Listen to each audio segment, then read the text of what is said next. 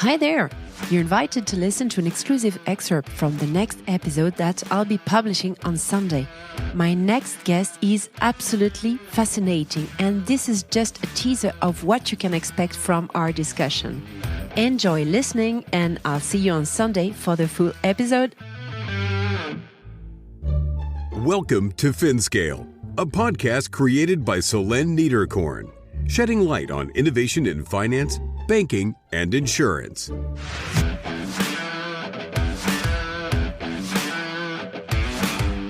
Track crypto investments and outsmart your taxes. Florian Wimmer, CEO and co-founder of Blockpit. There's no enforcement, right? We're still lacking a lot in know-how regulation. We're getting that now, but it takes time. And now it's going to be 2026. It's going to be the year where those are enforced. And then we're going to see, I'd say, probably some cases. About 3 years ago, I began to explore the story of Florian, an early cryptocurrency advocate and tax expert with experience at one of the big four accounting firms. Nearly a decade ago, Florian grappled with the tax declaration challenges that all crypto holders face. Currently, a minority accurately report their crypto earnings, but these may shift in 2026 due to the impending introduction of DAC 8. This directive aims to give tax authorities the information they need to track and assess the tax implication of crypto-generated income by creating a standardized framework for cross-border reporting. The potential market for Blockpit is vast. Our conversation spans Blockpit's technological core, their client base, and their global expansion efforts. I find the complexities of audit trails and risk management, especially regarding cyber risk, particularly challenging. You will see how seriously this Austrian startup takes these challenges. Enjoy the show!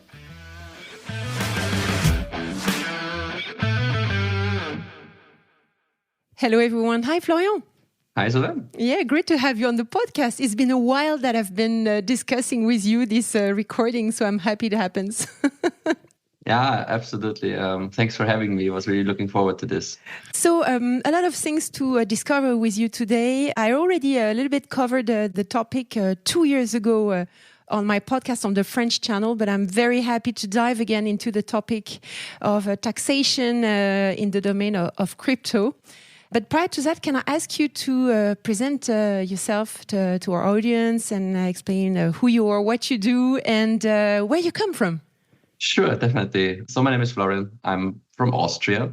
I have a software engineering background, so I'm usually coming from the nerdy side of business, but actually then worked at KPMG for 5 years as my first job after my studies.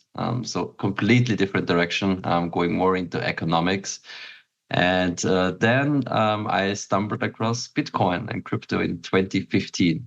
And so I'd say these three things, the trinity of crypto taxation. So I think if you don't have the background, as I do, you probably don't take onto that topic.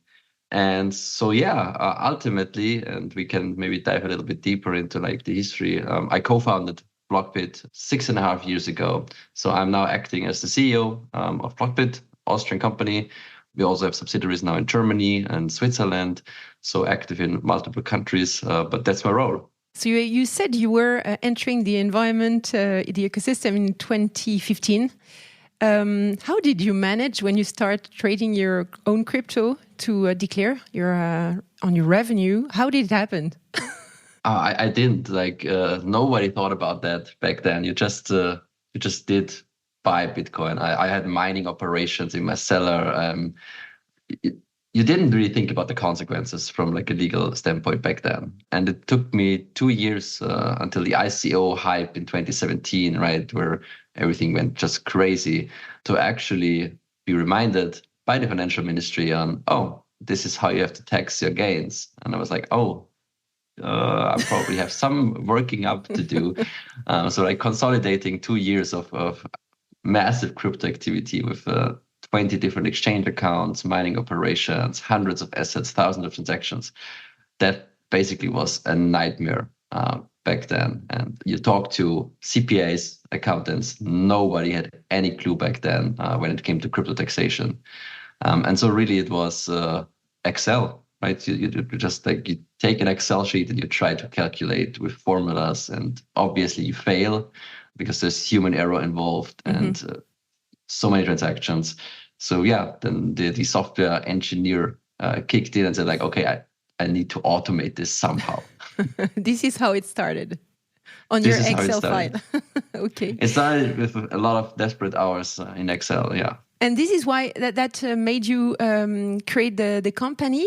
So basically, I wasn't at KPMG at that point anymore. I moved on to another job, but ex-colleagues of mine from that time, they had a first client in 2017 who like wanted to do an ICO, and they had no clue about blockchain, but they knew that I was the guy that ran around telling everybody to buy Bitcoin in 2015. So they contacted me and just like, can you explain blockchain to me? And it took weeks.